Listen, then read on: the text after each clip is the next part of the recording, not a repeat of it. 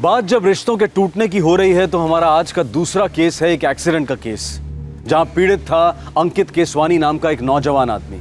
और इस एक्सीडेंट ने एक नहीं बल्कि कई रिश्तों पर सवालिया निशान लगा दिए।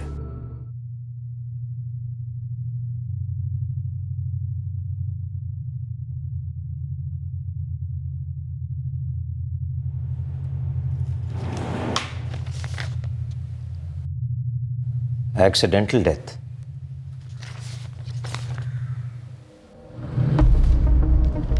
मुझे नहीं लगता ये एक्सीडेंटल डेथ का केस है। मने, तुमने इस दीपा केसवानी का स्टेटमेंट पढ़ा? हाँ सर, पढ़ा है।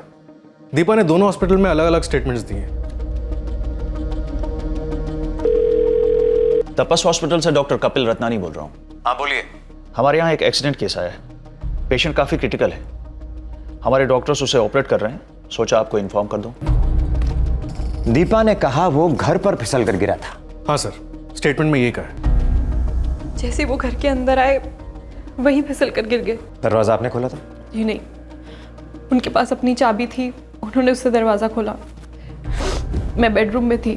तकरीबन कितने बजे थे? 10 साढ़े 10 के आसपास। अंकित, तुम आ गए क्या? अंकित,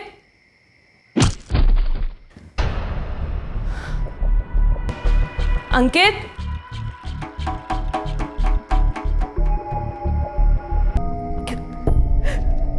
हेलो सूरज। क्या हुआ दीपा? सूरज प्लीज तुम जल्दी आ जाओ। अंकित फिसल के गिर गया है, उसके सर पे बहुत चोट आई है। प्लीज तुम जल्दी आ जाओ।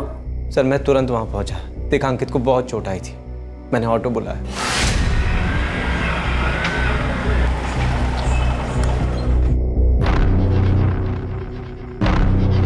हम अंकित को अपने एरिया के क्लिनिक ले गए सर। डॉक्टर ने कहा बहुत गहरी चोट है, एडमिट करना पड़ेगा। मैं एक एम्बुलेंस ड्राइवर को जानता हूँ, दोस्त है। भाई फोन करो ना उसको। हाँ।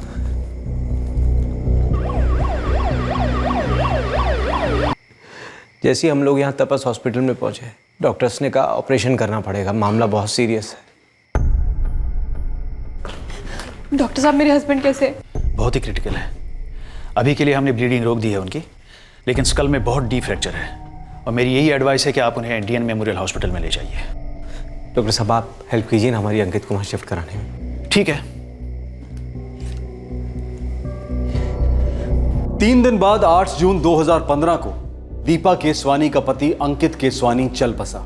यह माना जा रहा था कि घर में दाखिल होते ही फिसल कर गिरने से जो उसके सर पर चोट आई, अंकित उसका शिकार हुआ और उसे बचाया नहीं जा सका। लेकिन पुलिस को शक था कि अंकित एक्सीडेंट का शिकार नहीं बल्कि किसी शिकारी की साजिश का निशाना बना था। यह एक एक्सीडेंट नहीं, मर्डर था। अजीब बात है सर, एक तरफ दीपा ये कहती है कि अंकित घर पे फिसला था और दूसरी तरफ वो कहती है कि वो गोमती चौक के पास गिरा था। क्या ये महज एक मिस्टेक है या कोई कवर अप? पता नहीं क्यों माने, मुझे ऐसा लग रहा है इस केस में अंकित केसवानी नहीं बल्कि किसी की नीयत, किसी की इंसानियत फिसली है।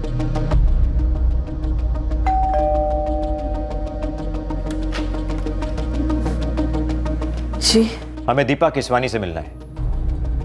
वो बात करने की हालत में नहीं है। सिर्फ एक स्टेटमेंट लेना है, ज्यादा तकलीफ नहीं पहुंचेगी उन्हें। वहां गिरे थे अंकित। मैं रूम से बाहर आई और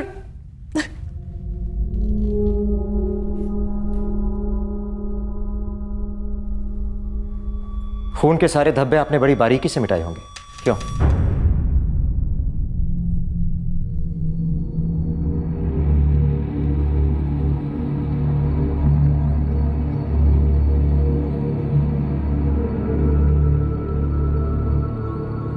वो क्या है ना मिसेस केसवानी, हम पुलिस वाले खून पर इतनी आसानी से नहीं फिसलते। कदम रखने से पहले खून सूंघ लेते हैं, फिर चाहे वो एक बूंद ही क्यों ना हो। अभी मेरे पति की मौत हुई है।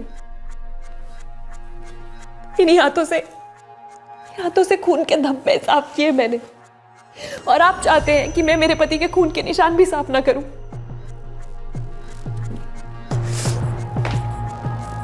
सफाई तो बहुत हुई है, इस घर में सारा खून मिटा दिया और गोमती चौक में सारे धब्बे मिटा दिए। कहां? डीएन मेमोरियल हॉस्पिटल में दिए गए स्टेटमेंट में आपने तो कहा था आपके हस्बैंड अंकित केसवानी गोमती चौक में फिसल कर गिरे थे। मेरे पति गोमती चौक में फिसल कर गिर गए, उन्हें बहुत गहरी चोट आई है। मैम एक सेकंड का सवाल है, विरार पुलिस ने केस दर्ज कर लिया है एक्सीडेंट का, आप प्लीज़ उनको जल्दी से एडमिट कर लीजिए। मैं हमारे रेसिडेंट डॉक्टर ऑन कॉल को इन्फॉर्म कर देती हूँ। आप मुझे तपस हॉस्पिटल के पेपर्स दे दीजिए प्लीज़। मैंने गोमती चौक कहा, शायद हड़बड़ाहट में कह दिया होगा, पर अंकित यहीं गिरे थे। शायद जल्दबाजी में मुंह से निकल गया होगा। जल्दबाजी किसी से भी हो सकती है, खुद को देख लीजिए। आपके हस्बैंड की मौत डीएन मेमोरियल हॉस्पिटल में हुई थी। आपका घर यहां विरार में है, मगर देखिए जल्दबाजी में आप उनकी बॉडी यहां लाना भूल गई। वहां हॉस्पिटल के सामने उनका अंतिम संस्कार कर डाला।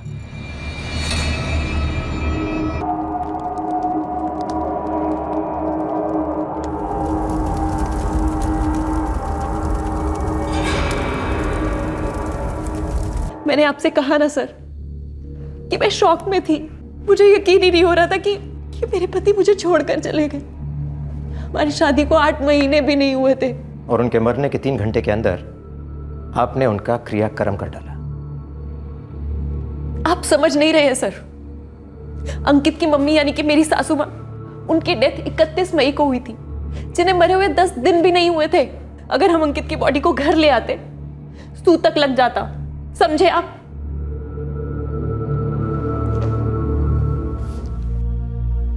मैंने आपसे कहा था ना, मेरी बेटी बात करने की हालत में नहीं है, कमजोर है वो। इतनी छोटी उम्र में उसने अपना पति खोया है। आप समझ नहीं रहे। समझ रहे हैं,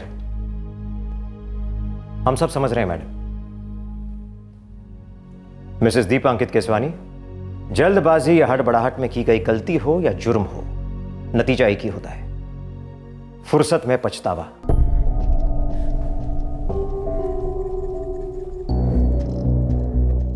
सर मैं तो वहां से तभी चला गया था जब दीपा की मदर कविता आंटी और दीपा का भाई चेतन वहां पहुंचे।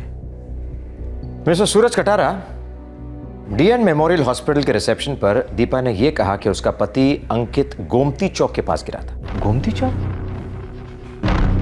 ऐसा कैसे हो सकता? तो मेरे सामने तो नहीं बोला उसने कभी ऐसा। सर अगर ऐसा कुछ बोला भी होगा तो मेरे ख्याल से मुंह से हड़बड़ाहट में निकल गया होगा उसके। सबसे पहले उसने तुम्हें फोन किया जब उसका पति बेहोश हुआ? हाँ सर। सबसे पहले उसने तुम्हें क्यों फोन किया? सर दीपा मेरी अच्छी दोस्त है और अंकित भी मेरा अच्छा दोस्त था। और ये अच्छी दोस्ती शुरू कब से हुई? कॉलेज, यहीं विरार में सर, हम कॉलेज में साथ पढ़ते थे। तो फिर तुम दीपा को काफी करीब से जानते होंगे। जी हाँ सर। तो मुझे यह बताइए मिस्टर सूरज कटारा कि दीपा की यह जल्दबाजी में फैसला लेने की आदत पहले से है या पति को गुजरे हुए 3 घंटे नहीं हुए अंतिम संस्कार भी कर डाला? देखिए सर, दीपा आपको ये बात पहले भी बता चुकी है और मैं एक बार फिर से बताना चाहता हूँ। सर अंकित की रिश्तेदारी में उसका कोई नहीं था, सिर्फ उसकी माँ के अलावा, जो कि 31 मई को गुजर गई थी।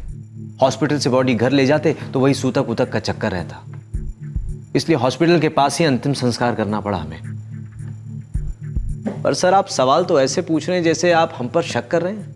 शक तो है मिस्टर कटारा, और सिर्फ शक नहीं, अब हमें पूरा पूरा यकीन हो रहा है कि इस केस में कोई एक्सीडेंट नहीं हुआ था। एक्सीडेंट नहीं हुआ?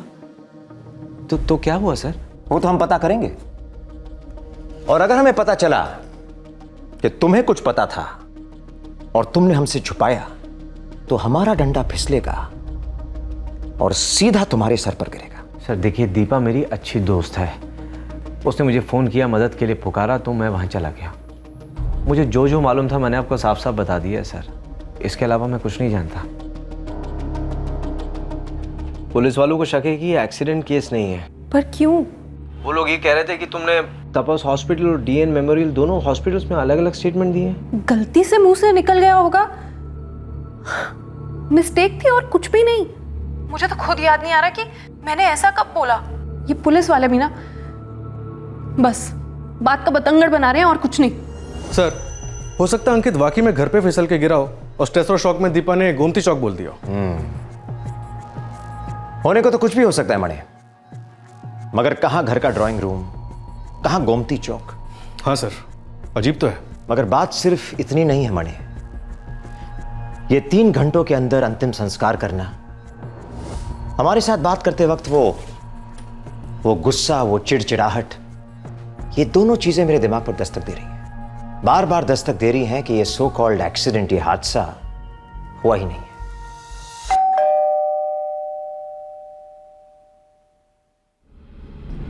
हाँ मुकेश। बलदेव पाजी, वो बंदा अंकित टपक गया है। हाँ सुना, एक्सीडेंट केस दर्ज हुआ है, तो फिर कोई टेंशन नहीं। ठीक है, लेकिन फिर भी मैं निकल ले रहा हूँ अपनी सेफ्टी के लिए। अब आप देख लेना क्या करना क्या नहीं। ठीक है, निकल।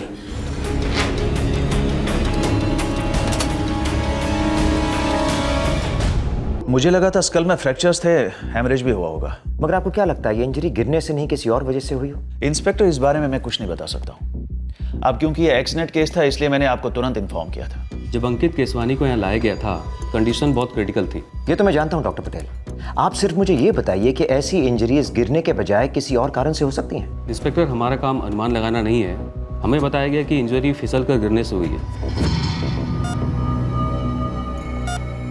डॉक्टर, पेशेंट को पहले तपस हॉस्पिटल में लेके गए थे, ये वहाँ की रिपोर्ट है।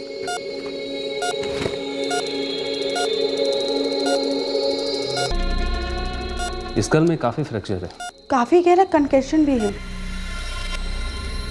3 दिन बाद ही हेमोरेज की वजह से पेशेंट की डेथ हुई। डॉक्टर पटेल, मुझे शक है कि ये इंजरी फिसल कर गिरने से नहीं हुई है, जैसे कि पेशेंट की बीवी ने बताया। आई एम सॉरी इंस्पेक्टर, मैं आपके शक को सही साबित कर सकता हूँ ना गलत। सर, माने दीपा, सूरज दोनों के फोन रिकॉर्ड्स निकलवाओ, और अंकित के भी। इनफैक्ट अंकित के बारे में मैं हर छोटी सी छोटी डिटेल जानना चाहता हूँ।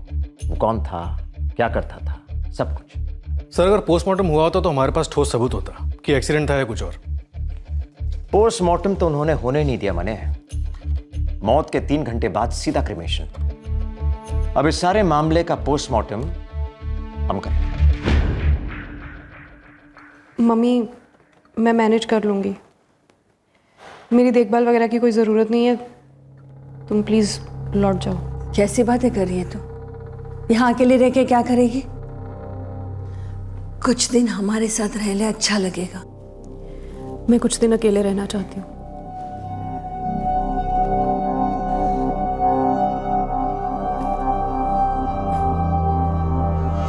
एक बात बता, तेरे और अंकित के बीच में सब कुछ सही तो था ना? बस यही बाकी रह गया था कि मेरी अपनी माँ भी मुझ पे शक करे कि मैंने अपने पति को मार डाला। कैसी बातें कर रही है तू? पागल हो गई है? मैंने तो बस यूं ही पूछ लिया था, तेरी फिक्र हो रही थी ना, इसलिए। सर, अंकित केसवानी हमारी कंपनी में सेल्स में था, हम लोग मोटर पंप्स के डीलर हैं सर। आप अंकित और दीपा केसवानी को कितना जानते थे? अच्छे से जानता हूँ सर। क्या उन दोनों के बीच कभी कोई प्रॉब्लम थी? प्यार था सर। अंकित कभी भी ऑफिस से घर जाने के लिए इतना उतावला कभी नहीं रहता था। उनकी शादी को सिर्फ 8 महीने हुए थे। और दीपा, क्या वो खुश रहती थी? हाँ सर, मतलब जब भी मैं उनसे मिला या कभी उनके घर गया या कभी वो मेरे घर आए, वो हमेशा ही बहुत खुश लगती थी सर। दोनों बहुत हैप्पी थे। Thank you.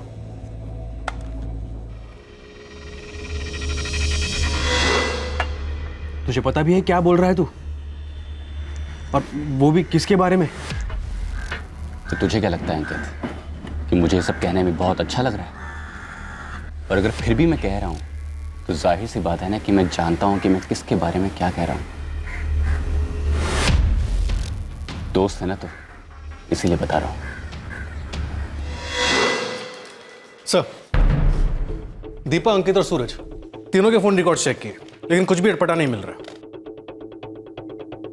माने ये देखो, 5 जून की रात को 9:30 बजे दीपा केसवानी को एक फोन आया था, और उसके हिसाब से उसी रात को 10:30 बजे उसका पति घर आकर फिसला था। ये 9:30 बजे वाला कौन? हाँ सर, ये नंबर 444-56758 वाशिका लैंडलाइन है। सर, पीसीओ के मालिक से मेरी बात हुई, एज यूजुअल सर। कॉल किसने किया उसे याद नहीं। और दीपा केसवानी का क्या कहना है, किसका कॉल था? सर, वो कह रही थी कि रॉन्ग नंबर था। 9:30 बजे 5 जून को शायद से कोई रॉन्ग नंबर रहा होगा। हाँ, याद आया, रॉन्ग नंबर ही था। श्योर दीपा जी? आप लोग इंसान को मशीन समझते हो क्या? उस रात मेरे पति बहुत बुरी तरह से जख्मी हुए। 3 दिन के बाद उनकी डेथ हो गई। और आप चाहते हैं कि मैं कोई टुच्चा सा रॉन्ग नंबर याद रखूं? मुझे तो ये समझ में नहीं आ रहा कि मुझे हैरेस क्यों किया जा रहा है। कुछ ज्यादा जल्दी ही चिढ़ जाती हैं ये मिसेज दीपा केसवानी। कोई तो वजह होगी इस चिड़चिड़ाहट की। जी सर। सर, मैंने सूरज के फोन रिकॉर्ड्स भी चेक किए थे। दीपा ने 10:35 पर उसे फोन किया था। दीपा और सूरज ने खुद ये कहा है। हेलो सूरज। क्या हुआ दीपा? सर, पता नहीं क्यों इन फोन रिकॉर्ड्स में और हमारी इन्वेस्टिगेशन के एंगल में मुझे कोई मतलब नहीं लग रहा। और मुझे कुछ और ही मतलब लग रहा है मणि। देखो मणि, हम तुम्हारी फीलिंग्स के साथ चल सकते हैं और केस क्लोज कर सकते हैं, या फिर मेरी फीलिंग्स के साथ चलें तो शायद कुछ निकल सकता है, और नहीं भी निकला तो हमने कुछ नया सीख लिया होगा इंसानों इन्वेस्टिगेशन दोनों के बारे में। बिल्कुल सर। मणे, इस सूरज का पूरा बैकग्राउंड निकलवाओ। वो और दीपा कॉलेज के दोस्त थे, और उस ऑटो रिक्शा वाले को ट्रेस करो जिसने सूरज दीपा की मदद की थी अंकित केसवानी को लोकल क्लिनिक तक पहुंचा। सर। साहब, सूरज कटारी की पूरी हिस्ट्री कल तक आपके हथेली में होगी साहब। लेकिन ये ऑटो वाला। हाँ, वो ऑटो वाला जो उस रात उन्हें क्लिनिक में लेकर गया था। साहब, अब बोले तो विरार में कितने सारे ऑटो चलते हैं ना। हाँ, तो तेरा दिमाग भी कौन सा किसी ऑटो से कम चलता है गोविंद, इसीलिए काम तुझे दे रहा हूँ। आपने चने के झाड़ पे चढ़ा ही दिया है तो आपकी हथेली में मूंगफली थोड़ी ना रखूंगा। पुलिस दीपा केसवानी के पीछे हाथ धोकर पड़ गई क्योंकि उनके शक की बुनियाद काफी मजबूत थी। 2 स्टेटमेंट्स में एक्सीडेंट के अलग अलग ठिकाने बताए गए और लाश का क्रियाक्रम कुछ ज्यादा ही जल्दबाजी में किया गया। लेकिन पुलिस के हाथ कोई ऐसा ठोस सबूत नहीं लग रहा था जिसकी वजह से उनका शक यकीन में बदल जाता। लेकिन जैसे जैसे इन्वेस्टिगेशन आगे बढ़ती जा रही थी, वैसे वैसे पीछे हुए किस्से और वारदातों की कड़ियां एक दूसरे के साथ जुड़ना शुरू हो गई थी। हमारा शक गहरा होता जा रहा है सूरज कि अंकित केसवानी को गिरकर चोट नहीं आई, बल्कि कातिलाना वार किया गया उस पर, और हमें लगता है कि वार तुमने किया। नहीं सर, ये बात सच नहीं है। मैंने अंकित पे कोई वार नहीं किया। ठीक है, करवाया किसी से। तुमने और दीपा ने मिलकर सुपारी दी किसी को? आखिर साजिश क्या है, बताओ हमें। सर, कोई साजिश नहीं है। जो मैंने आपसे पहले कहा था वही बात है। सर, दीपा मेरी एक अच्छी दोस्त है, तो उसने मुझे फ़ोन किया। उसने बताया कि अंकित घर में फिसलकर गिर गया है, उसको बहुत चोट लगी है, उसके सिर से खून निकल रहा है, तो प्लीज़ जल्दी आ जाओ। तो मैं चला गया सर। यही सच है सर। कॉलेज की फ्रेंडशिप है तुम दोनों की। ये बात मैं आपको पहले भी बता चुका हूँ सर। मगर ये नहीं बताया कि तुम दोनों सिर्फ दोस्त नहीं थे, अच्छा खासा अफेयर था तुम्हारा। तुम दीपा के साथ शादी करना चाहते थे ना? रिक्शा वाले पे स्पॉट लगाया हुआ है साहब, जल्दी आएगा वो अपने रडार में। लेकिन सूरज कटारे अपने रडार में फंस चुका है साहब, और आपके लिए खुशखबरी भी है।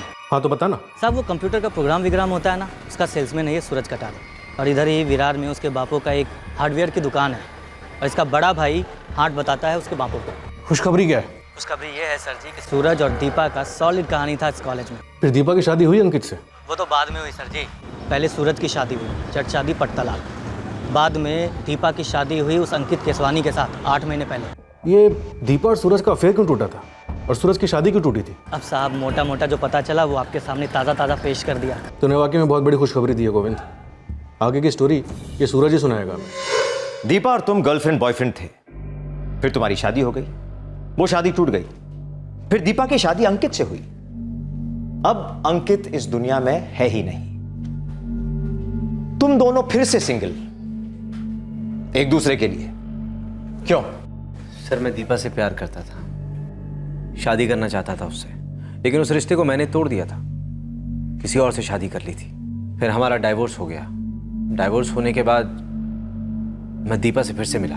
कंचन, तुम्हारी एक्स वाइफ, सेपरेशन से पहले केस दर्ज किया था तुम्हारे खिलाफ उसने, डोमेस्टिक वायलेंस का, जीके रोड पुलिस स्टेशन में। पीटते थे तुम अपनी वाइफ को? सर, मैंने आज तक हाथ नहीं उठाया था उस पर। हाँ, झगड़े जरूर होते थे हमारे बीच। झगड़े क्यों होते थे? मेरी माँ सर, मेरी माँ ही मेरे लिए सब कुछ है, लेकिन वो मेरी माँ के साथ बदसलूकी करती थी सर, इसलिए हम दोनों ने घर छोड़ दिया था। माँ और पापा के बीच में डाइवोर्स हो चुका था, तो बड़े भैया पवन पापा के साथ रहते थे और मैं माँ के साथ। सर, कंचन ने हर वक्त मेरी माँ की इंसल्ट की है, उसके बावजूद भी गुस्से में आकर भी मैंने कभी भी उस पर हाथ नहीं उठाया। ये सब उसने केस वेस दर्ज किया है ना, इस सिर्फ मुझे तकलीफ देने के लिए और कुछ नहीं। कंचन से अलग होने के तुरंत बाद तुम दीपा से दोबारा मिले? हाँ सर। मैं और माँ मीरा रोड रहते थे। डाइवोर्स होने के बाद विरार में मेरी नौकरी लग गई थी तो मुझे विरार शिफ्ट होना पड़ा। माँ अभी भी मीरा रोड में रहती हैं, लेकिन विरार में मैं दीपा के फिर से कांटेक्ट में आया। सिर्फ कांटेक्ट नहीं सूरज, तुम दोनों का अफेयर शुरू हुआ फिर से, जो अंकित को पता चल गया। रास्ते का कांटा बन गया वो, और उस रास्ते के कांटे को निकालने का ये मर्डर सबसे आसान तरीका लगा तुम दोनों को। क्यों? सर आप बिल्कुल गलत ट्रैक पे जा रहे हैं। तो सही ट्रैक बताओ मुझे। मैं दीपा से कभी शादी नहीं करता, तभी तो मैंने उससे रिश्ता तोड़ा था। मगर तुम प्यार करते थे ना उसे? हाँ मैं प्यार करता था उससे। तो ब्रेकअप की वजह क्या थी?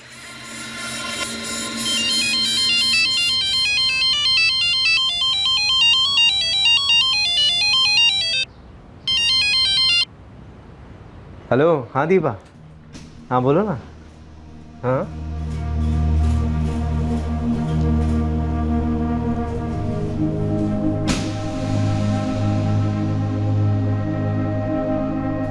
Okay, bye bye. कौन है ये दीपा? फ्रेंड? गर्लफ्रेंड है भैया। फेक तो नहीं रहा ना तू? क्यों भैया, गर्लफ्रेंड होना गुनाह है क्या? नहीं नहीं, बिल्कुल नहीं। यही तो उम्र है टाइम पास की। टाइम पास नहीं है भैया, 2 साल हो गए हम लोगों के अफेयर को। इनफैक्ट उसके कॉलेज खत्म होने के बाद हम लोग शादी का सोच रहे हैं। तेरा दिमाग तो खराब नहीं हो गया ना? क्यों भैया, क्या हो गया? तू जानता है इस लड़की को? हाँ भैया, मैंने आपको बताया ना, 2 साल से हम लोगों का अफेयर चल रहा है। बहुत अच्छी तरह जानता हूँ दीपा को। पूरा नाम दीपा चड्डा, राइट? और नंबर है उसका 4448988767। अब पूछ मुझे, मैं कैसे जानता हूँ? कैसे जानते हैं आप? अभी तक तो नहीं जानता हूँ, लेकिन अगर जानना चाहूँ ना तो वो खुद सामने से आ जाएगी, सिर्फ एक फ़ोन करने पे। कैसे बकवास करें भैया आप? बकवास नहीं कर रहा हूँ मैं। देखना है तुझे? ये देख।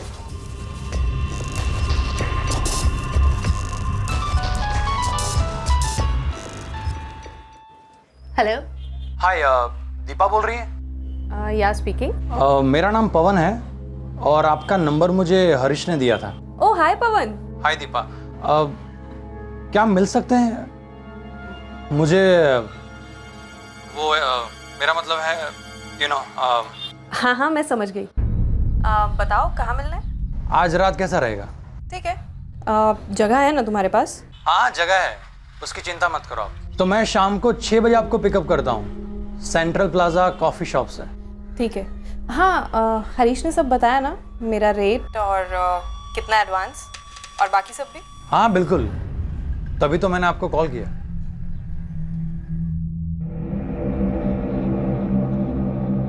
देख भाई, ये तेरी लाइफ है, लेकिन अगर मुझे पता है कि लड़की तेरे लायक नहीं है तो लाल झंडी दिखाना मेरा फर्ज है। बाकी तू देख ले।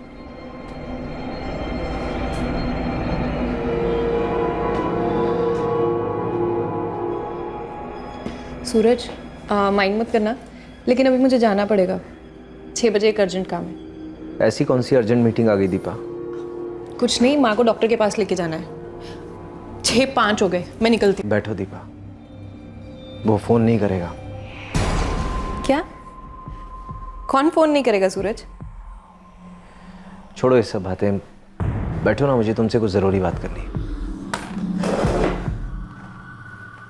दीपा, मुझे नहीं लगता कि हमारे रिलेशनशिप का कोई फ्यूचर है। आज अचानक ऐसी बात? दीपा, मुझे नहीं लगता कि हमारा रिलेशन तुम्हारे लिए कोई मायने रखता है या कोई मतलब रखता है। तुम बात को गोलमोल क्यों घुमा रहे हो? सिंपल बात है तो सिंपल तरीके से बताओ ना। एक शब्द में बोलूं, पवन। तुम्हें कैसे पता? क्योंकि उस वक्त पवन ने मेरे सामने फोन स्पीकर में लगा के तुमसे बात की थी दीपा। तुम्हारे साथ डील फिक्स हुई थी उसकी। ये नहीं पूछोगी कि मैं पवन को कैसे जानता हूं? दरअसल वो मेरा बड़ा भाई। इत्तेफाकन उसे मालूम चल गया था कि मैं तुमसे प्यार करता हूं, तुमसे शादी करने के बारे में सोच रहा हूं, जो कि अब तो पॉसिबल नहीं है। मुझे गुस्से से ज्यादा दुख हो रहा था। दीपा बहुत अच्छी लड़की है सर, बस उसने अपनी जिंदगी ऐसे जीने की सोची। प्रोस्टिट्यूशन में थी दीपा? सर मैं इस शब्द का इस्तेमाल नहीं कर सकता उसके लिए। मैं बस ये कहूंगा कि वो शायद एक आदमी के साथ जुड़कर खुश रहने वाली लड़की नहीं। अंकित से तो जुड़ गई, उसे पता था? मुझे नहीं पता सर, मैं बस इतना जानता हूँ जब मैं दीपा से दोबारा मिला तो उसकी शादी हो चुकी थी अंकित के साथ, और वो लोग मुझे काफ़ी खुश दिखे। Cheers. फिर मेरी अंकित से दोस्ती भी हो गई। क्या बातें चल रही हैं? तुमने मेरा ड्रिंक नहीं बनाया सूरज? अरे वो मैं तुम्हें क्या लगा शादी हो गई तो मैं बहुत गुड गर्ल हो गई हूँ?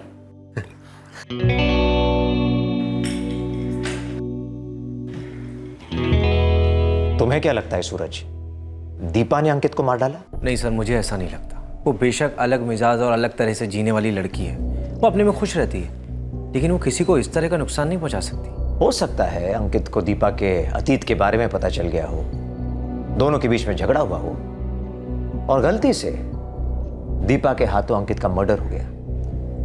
मुझे चांस कम लग रहा है सर, फिर भी मैं ये बात दावे से नहीं कह सकता। पता है मैंने मुझे क्या लगता है, इस सूरज और दीपा के बीच में अफेयर चल रहा था। अंकित को इसके बारे में पता चला, उसने दोनों को धमकाया होगा। या फिर हो सकता है अंकित को दीपा के पुराने किसी अफेयर के बारे में पता चला हो, या फिर सूरज के अलावा उसने उसे किसी और के साथ पकड़ लिया हो। पॉसिबल।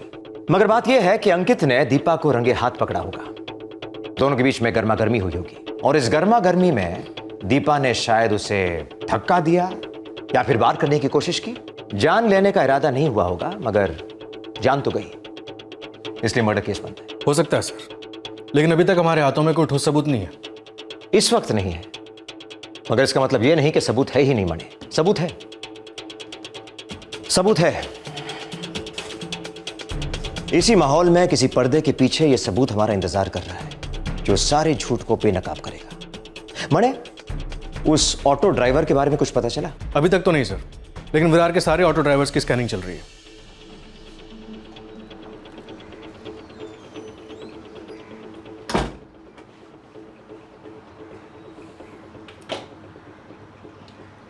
सच बोलना चाहिए था। क्या मतलब है तुम्हारा? दीपा, पुलिस ने झूठ तो पकड़ ही लिया है ना। ना झूठ पकड़ा जाता ना हम पकड़े जाते। ऐसा सब कुछ होता ही नहीं अगर तुमने वो चौक वाली बात पे इतना जोर नहीं दिया होता तो। देखो, अगर वो लोग पूछे तो उनसे कहना कि घर लौटते वक्त अंकित का पैर फिसल गया था गोमती चौक में, ठीक है? क्यों? अरे क्योंकि उस वक्त तुम और अंकित घर पे अकेले थे, सारा शक तुम पे जाएगा। उन्होंने उस एक स्टेटमेंट की बाल की खाल निकाल दी, फंसा दिया हमें। दीपा, जितना टेंशन में तुम थी उतना ही मैं भी था, लेकिन ये सब तुम्हें तुम्हारे घर पे होने ही नहीं देना चाहिए था। तुम्हें ये चौक वाली बात तपस हॉस्पिटल में क्यों नहीं याद आई? अरे मुझे क्या मालूम था कि तुम वहां जाके ये बोल दोगी कि ये सब घर पर ही हुआ। देखो सूरज, जो हो गया सो हो गया। अब प्लीज अपने मुंह से ऐसी कोई बात मत निकालना या ऐसा कुछ मत करना जिससे बात और बिगड़ जाए। मैं उन लोगों से कह चुकी हूँ, हड़बड़ाहट में मेरे मुंह से निकला था कि अंकित गोमती चौक में फिसल कर गिरा। जो वो बिल्कुल ही नहीं मान रहे हैं, उनको पूरा शक तुम पर है दीपा। जिस तरह से अंकित का अंतिम संस्कार किया गया ना जल्दबाजी में, उससे उनका शक और बढ़ गया है।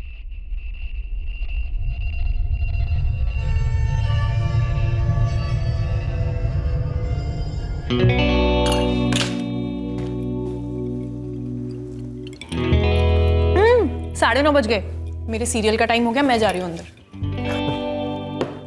दीपा भी ना टीवी एडिक्ट। तुम्हें तो उसके फेवरेट सीरियल्स भी मालूम होगी नहीं? काफी पुरानी दोस्ती है तुम दोनों की।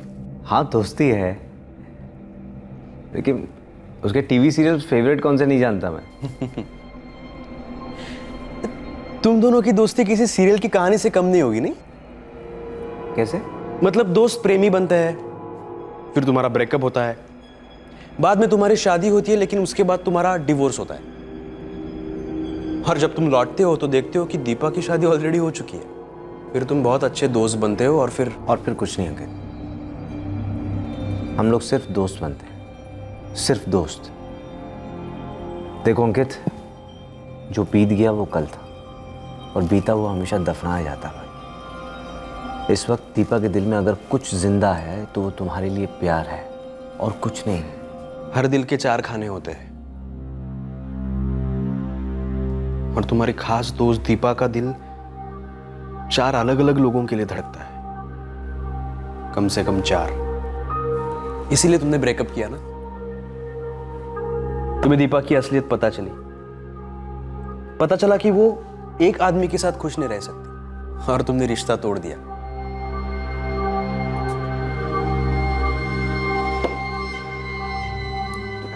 देख सूरज, मैं ये सब बात जानता हूं,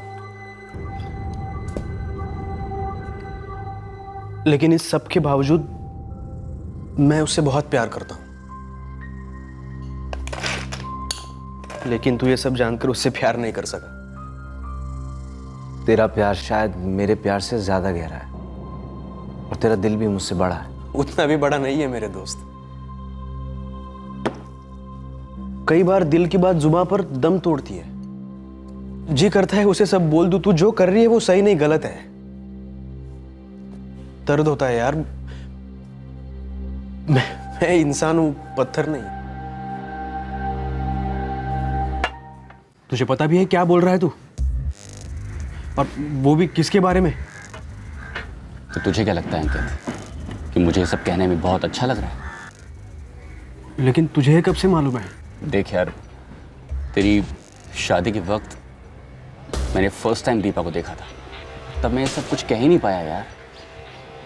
मतलब तू? तेरी शादी से कुछ ही दिनों पहले मैं तेरी बीवी के साथ गया था एक होटल रूम में, लेकिन मुझे लगा कि वो उसका अतीत है यार। शायद वो बदल गई होगी, शादी के बाद अपनी एक नई जिंदगी शुरू करने वाली है, लेकिन क्या? लेकिन वो नहीं बदली है यार। अंकित, दीपा आज भी होटल रूम्स में जाती है और घंटों के हिसाब से चार्ज करती है। बस जब मेरा कलीग अजय कोहली मुझे सब बता रहा था, तब मैं कुछ ज्यादा शॉक नहीं हुआ, क्योंकि कुछ और लोगों से भी मुझे ये बात सुनने में आई थी। अच्छा, दीपा जानती है कि तुम उसके बारे में सब जानते हो? देखो, मैं नहीं चाहता कि वो कभी जाने कि ये बात मुझे मालूम है। प्यार करता हूं यार उससे, हद से ज्यादा प्यार। लेकिन अगर ये बात खुल गई ना तो उसकी इज्जत उछलेगी, और मैं नहीं चाहता कि वो मेरे सामने जलील हो। मैंने तुम्हारे साथ ये बात छेड़ी क्योंकि मुझे पता है तुम दोनों की काफी पुरानी दोस्ती है, और प्यार भी था कभी।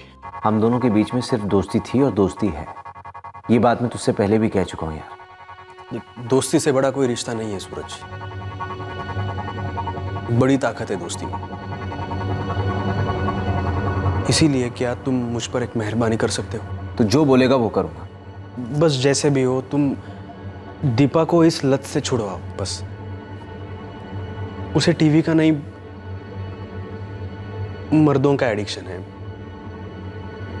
और सिर्फ तुम ही उसे इस एडिक्शन से दूर करवा सकते हो। Can you help me please?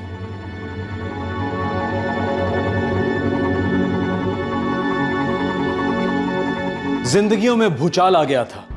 अंकित, सूरज और दीपा तीनों के पैरों तले जमीन खिसक रही थी। अतीत का दर्दनाक अंधेरा, वर्तमान का कड़वा सच और आने वाले दिनों की धुंधली संभावनाएं। इन तीनों मझधारों के बीच एक ही नाव में सवार ये तीन मुसाफिर एक दूसरे से आंख नहीं मिला रहे थे, सच से कतरा रहे थे। क्या इन तीनों की कश्मकश के बीच कोई एक्सीडेंट हुआ था? क्या एक ऐसा एक्सीडेंट हुआ था जिसे पुलिस अब मर्डर मानकर चल रही थी? आखिरकार इस केस की हकीकत पर इन्वेस्टिगेशन ने कील ठोकी थी।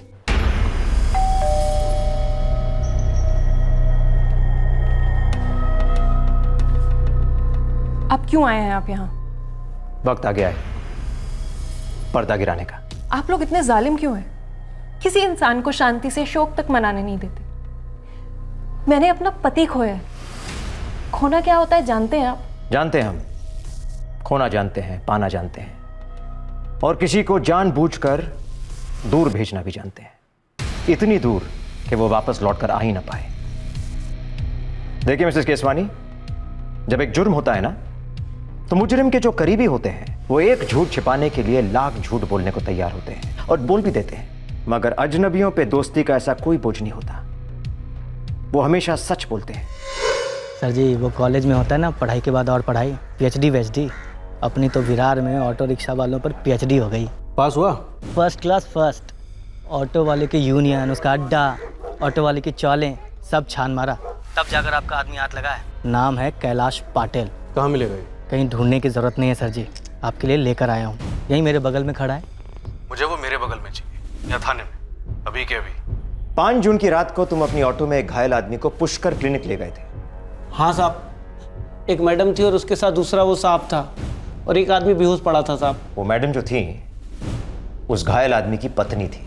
उसका कहना है कि उसका पति घर पर फिसल कर गिर गया, उसके सर पर चोट आई, वो मर गया। हमारा सोचना है वो झूठ बोल रही है, ये मर्डर केस है। साहब बच्चे की कसम खा के कह रहे साहब, मेरा इसमें कुछ नहीं था साहब। मैंने तो उस आदमी को बस डॉक्टर के पास छोड़ा था साहब, मदद की थी साहब। वो जो मैडम थी और उनका दोस्त था, उन दोनों के बीच में बातें क्या हो रही थी? वो बात नहीं, आपस में जबरदस्त झगड़ा कर रहे थे साहब। किस बात पर? ये तो नहीं मालूम साहब, लेकिन वो मैडम मतलब सटक गई थी उसकी उस आदमी पर। झगड़े का मुद्दा तो समझ में नहीं आया साहब, लेकिन ये बात साफ है कि उस घर में कुछ तो लफड़ा था साहब। उस रिक्शे वाले का ना तो कोई स्वार्थ है, ना फायदा, ना मतलब, इसलिए उसके झूठ बोलने का 0 चांस है।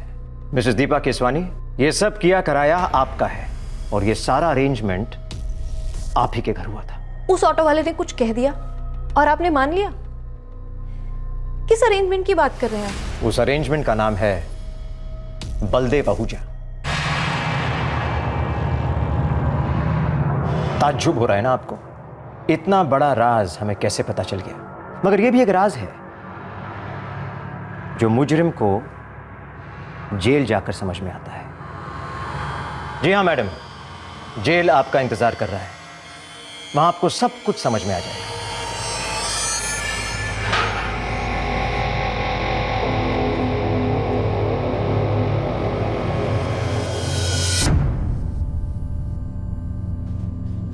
आइए मिसेस केसवानी, बैठिए।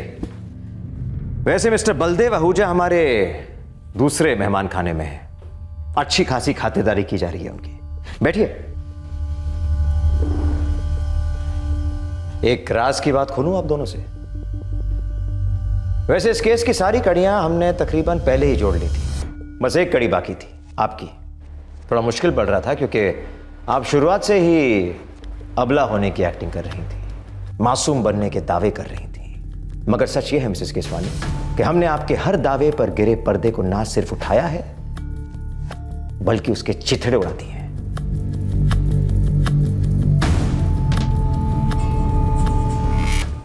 सूरज के कबूलनामे के बलबूते पर पुलिस इस केस के छुपे हुए खिलाड़ी बलदेव आहूजा तक पहुंच गई थी। आखिर में दीपा केसवानी को भी घेर लिया गया और सच सामने आया। अंकित केसवानी की मौत एक एक्सीडेंट होने के बावजूद भी एक कत्ल था, एक अटैक हुआ था, एक साजिश हुई थी।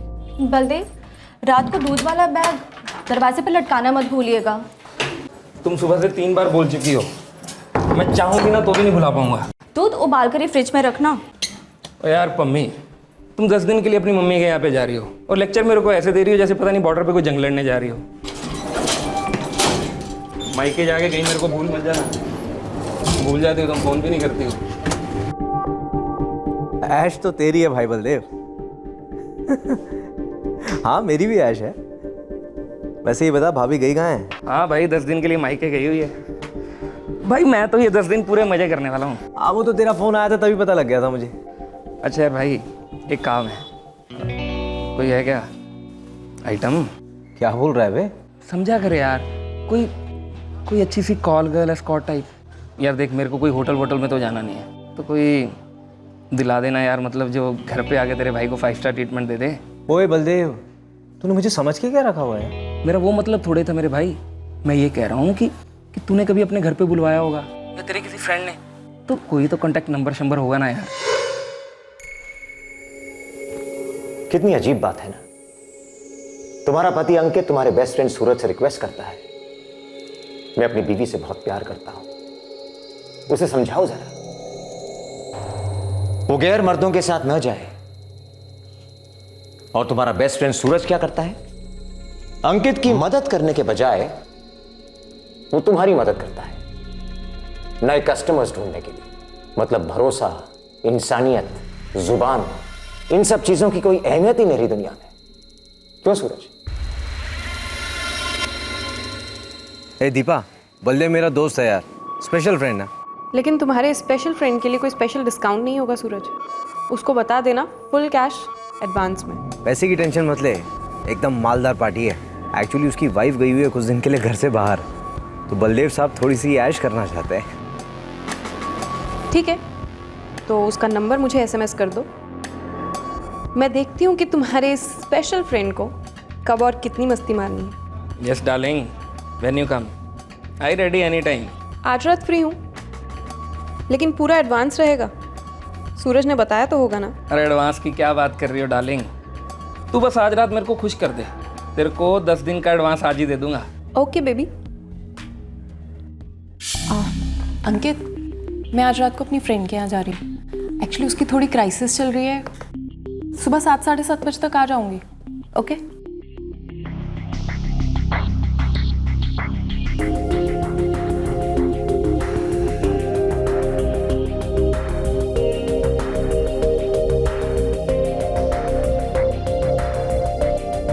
The number you have called is currently not reachable. नहीं आई मतलब? नहीं यार, कोई इशू होगा। वैसे बहुत प्रोफेशनल लड़की हो। अबे काहे की प्रोफेशनल पे? 9:30 बजे आने वाली थी, 11:30 बजने वाले हैं। अरे यार मैं ड्रिंक पे ड्रिंक पिए जा रहा हूँ और मैडम ने अपना फ़ोन स्विच ऑफ करके रखा हुआ है। देख यार बलदेव, अब मैं कुछ नहीं कर सकता। मैंने तुम लोगों को मिलवाया, तुम लोगों की बात हुई, अब तुम लोगों के बीच में जो कुछ भी है, प्लीज़ यार बलदेव उसमें मुझे इन्वॉल्व मत कर। तो अब सारी रात अकेले कैसे घसीटूं?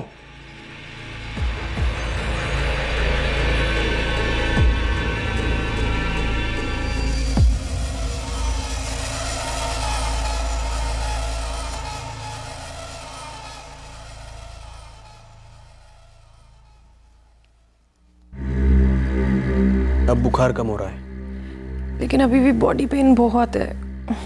3 पेन किलर्स ले चुकी हूँ। तुम आज रात आराम करो ना, आज कहीं मत जाओ। मैं भी यही सोच रही थी।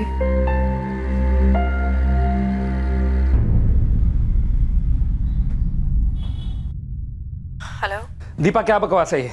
सॉरी बलदेव, लेकिन मेरी तबीयत बहुत ख़राब है। मैं उठ ही नहीं पा रही हूँ। अरे यार एक फ़ोन तक नहीं किया तुमने। मैं 2 दिन से वेट किए जा रहा हूँ। तो क्या करूँ? ऐसे आऊँ? क्या एंजॉय करोगे तुम? मैं कल तक ठीक हो जाऊंगी, फिर आती हूँ।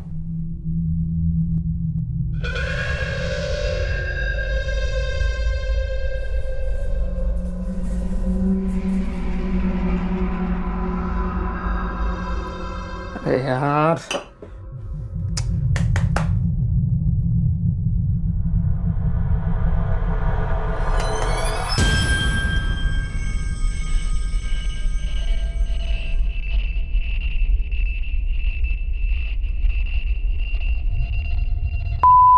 साले, तेरे को भी आज ही खराब होना था।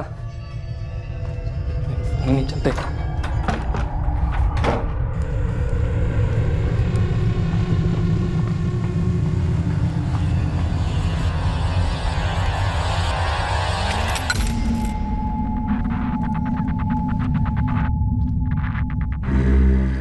आराम से खाओ।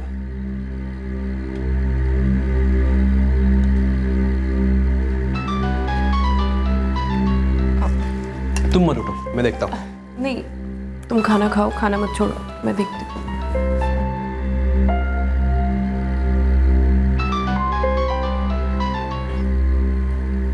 हेलो दीपा। कौन?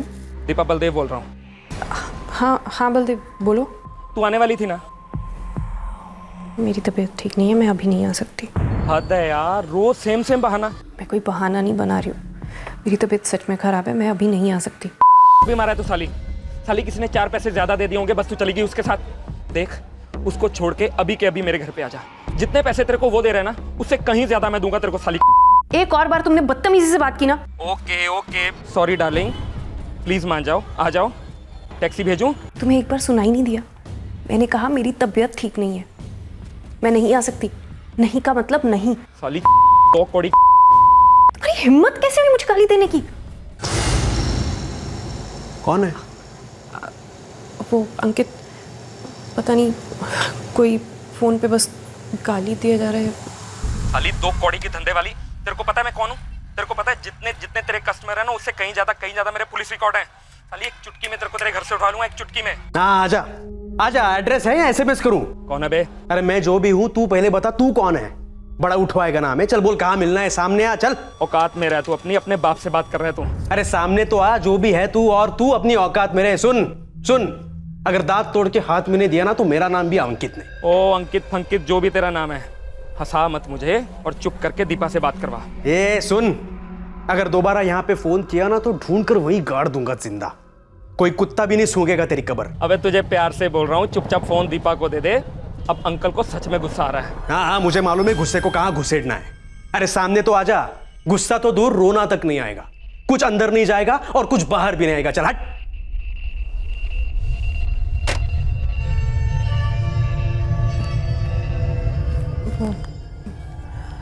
मैं नहीं जानती कौन था। पर उसको मालूम है अब मैं कौन हूं। चलो डिनर खत्म करते हैं। अबे क्या हो गया बलदेव? एड्रेस दे साली का, एड्रेस दे। अरे भाई बलदेव थोड़ा शांत रहे यार, जब उसने बोला है कि वो बीमार है तो बीमारी होगी ना। तू उसके दल्ले की तरह बात क्यों कर रहा है बे? देख मेरी हट गई है, मुझे उसका एड्रेस चाहिए। तू मुझे पागल समझ रहा है? तू इतना गुस्से में है और मैं तुझे उसका एड्रेस दे दूं? ठीक है, तू एड्रेस मत दे उसका, मेरे पास तेरा एड्रेस है। मेरे साथ मेरा एक आदमी है, हम तेरे पास आएंगे, तेरी साले हड्डी तोड़ेंगे, साले तेरे को फोड़ देंगे। उसके बाद मेरे तू एड्रेस तो क्या, तू उसके घर छोड़ के आएगा मेरे को साले। अपने दोस्त को धमकी दे रहा है बे? तुझे पता है ना, जब मेरी सड़क जाती है मैं कुछ नहीं देखता। तेरे को पता है ना, पहले भी मैं 2 हाफ मर्डर के लिए अंदर जा चुका हूँ। हाँ जानता हूँ। तो फिर क्या चाहता है? तेरे हाफ मर्डर के लिए भी अंदर चला जाऊं मैं? एड्रेस दे रहा है या मैं तेरे घर पे लेने आऊं?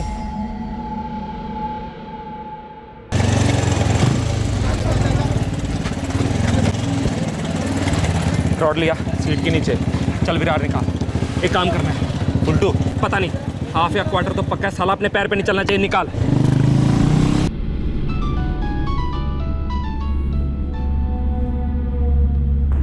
हेलो दीपा, तेरा बलदेव से कोई झगड़ा हुआ क्या? सूरज, वो तुम्हारा दोस्त ना एकदम घटिया है, 3rd क्लास सड़क छाप।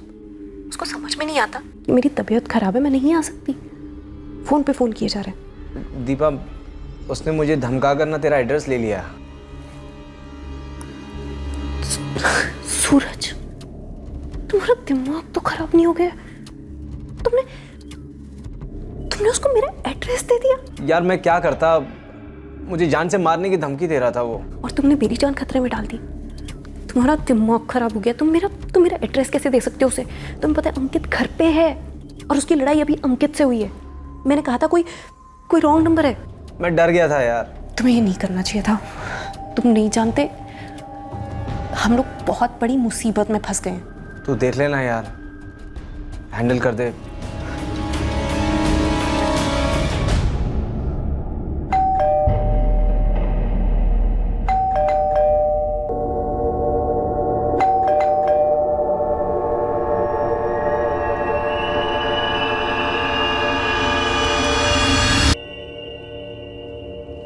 कौन है तू?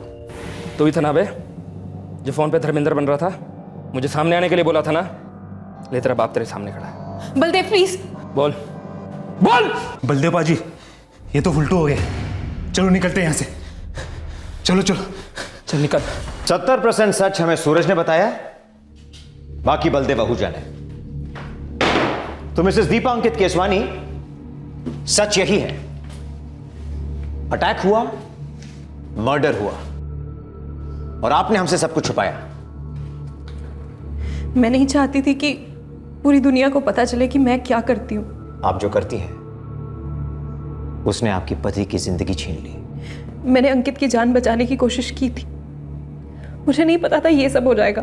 जब हम कुछ गलत करते हैं, हम कई चीजों के बारे में नहीं सोचते, मगर वो होती जरूर है। अब देखो, तुमने सोचा भी नहीं होगा कि जब से तुम्हारी शादी हुई है, अंकित को यह पता था कि तुम प्रोस्टिट्यूशन में इन्वॉल्व हो। यकीन नहीं होता? अपने दोस्त सूरज से पूछ लीजिए। क्यों सूरज, सच कह रहा हूं ना? अंकित ने सूरज के साथ सब कुछ शेयर किया था। इनफैक्ट वो सूरज की मदद ले रहा था तुम्हें इस दलदल से बाहर निकालने के लिए। वो तुमसे बहुत प्यार करता था और तुम्हारा ये दोस्त, ये गुड फ्रेंड, तुम्हें उस दलदल में पूरी तरह डुबोने पर तुला हुआ था। मेरी समझ में नहीं आता है कि अंकित ने तुम दोनों पे विश्वास कैसे किया।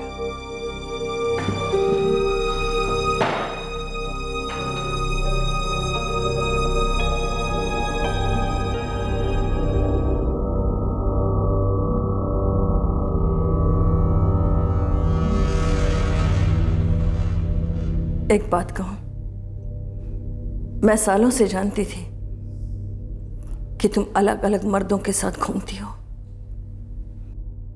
सोचा तुम्हारी फितरत होगी। क्या अच्छा क्या बुरा, तुम बस ऐसे ही हो। पर ये मैंने सपने में भी नहीं सोचा था कि तुम पैसों के लिए अपना जिस्म बेचोगी। मम्मी प्लीज, मैं पहले ही बहुत जलील हो चुकी हूँ, मेहरबानी करके तुम मत शुरू हो जाओ। मैं भी कम जलील नहीं हुई हूँ बेटा। एक बात याद रखना, बच्चे या माँ बाप जो कुछ भी करते हैं उसका असर एक दूसरे पर होता है। तुम्हारी गलती से आज एक मासूम की जिंदगी हमेशा हमेशा के लिए खत्म हो गई। एक ऐसा मासूम जो तुमसे बेहद प्यार करता था, तुम्हारे बारे में सब कुछ जानते हुए तुमसे बेहद प्यार करता।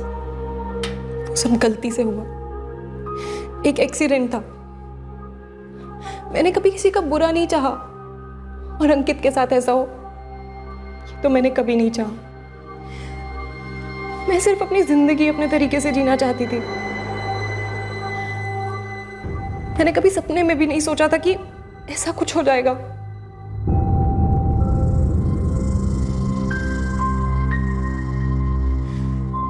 अंकित पर हुए हमले में बलदेव का साथी मुकेश अब भी फरार है। वो एक हिस्ट्री शीटर है और पुलिस उसे ढूंढ रही है। दीपा, सूरज और बलदेव को आईपीसी की धारा 302 के तहत हत्या के लिए और धारा 201 के तहत सबूत मिटाने के लिए और पुलिस को गलत जानकारी देने के जुर्म में गिरफ्तार किया गया है। दीपा अपनी जिंदगी किस तरह से जीना चाहती थी उस पर हम कोई जजमेंट नहीं कर सकते, लेकिन इतना जरूर कह सकते हैं कि उसके लाइफस्टाइल की वजह से ही यह हादसा हुआ जिसमें उसका पति अंकित केसवानी मारा गया। अंकित पर हमला सोच समझकर किया गया था। मकसद भले ही कत्ल का नहीं था, लेकिन हमलावर अंकित को सबक सिखाने आए थे और उनके हाथों एक हत्या हो गई। क्या यह मौत अवॉइड की जा सकती थी? एक तरफ दीपा को डर था कि अगर अंकित को उसके व्यवसाय के बारे में पता चल गया तो उसकी शादी टूट सकती है। इसलिए जब फोन पर बलदेव से झगड़ा हो रहा था तब उसने अंकित से झूठ कहा और कॉलर की आइडेंटिटी को गुप्त रखा। दूसरी तरफ था सूरज कटारा, जो जानता था कि अंकित दीपा की हरकतों से काफी हद तक डिस्टर्ब्ड है, लेकिन उसकी मदद करने की बजाय उल्टा वो दीपा को नए नए क्लाइंट्स दिलवा रहा था। क्या इस तरह के झूठ से, पीठ पीछे इस तरह की बेईमानियों से कभी किसी का भला हो सकता है? जवाब है बिल्कुल नहीं। दीपा अपने देह व्यापार की सच्चाई को अपने परिवार वालों से, समाज से छुपा कर रखना चाहती थी। इसलिए वो एक हादसे को छुपा रही थी, एक कत्ल को एक्सीडेंट का रूप देने की कोशिश कर रही थी। लेकिन जुर्म छुपाए नहीं छुपता। जितना छुपाने की कोशिश करो उतना ही ज्यादा उभर कर सामने आ जाता है। पुलिस को इस केस की शुरुआत में ही दाल में कुछ काला नजर आ गया था और उन्होंने दाल के गलने तक इसका पीछा नहीं छोड़ा। इस केस को अंजाम तक ले जाया गया। किसी समझदार व्यक्ति ने कहा है कि अगर सच बोलो तो कुछ भी याद नहीं रखना पड़ता, लेकिन एक झूठ बोलने से काफी लंबे अरसे तक कई और झूठ बोलने पड़ते हैं, लेकिन फिर भी झूठ पकड़ा ही जाता है। आपसे फिर मुलाकात होगी क्राइम पेट्रोल सतर्क में एक और नए केस के साथ। तब तक अपना ख्याल रखें, सुरक्षित रहें और याद रखें, झूठ बेवजह दलील देता है, सच खुद अपना वकील होता है। सही वक्त, सही कदम, सतर्क रहें। जय हिंद। ऐसे और भी मजेदार वीडियो के लिए हमारे चैनल को लाइक, शेयर और सब्सक्राइब करें।